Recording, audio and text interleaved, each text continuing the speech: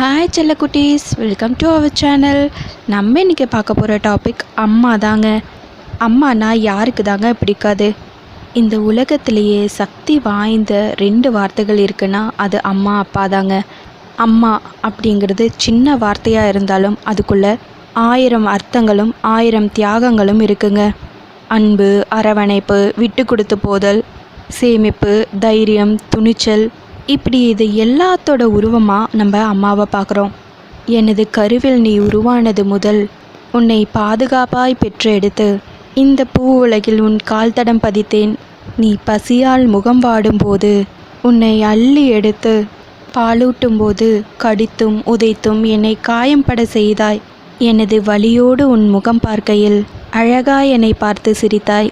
உனது மழலை சிரிப்பு எனது வலிவேதனையை மறைத்தது.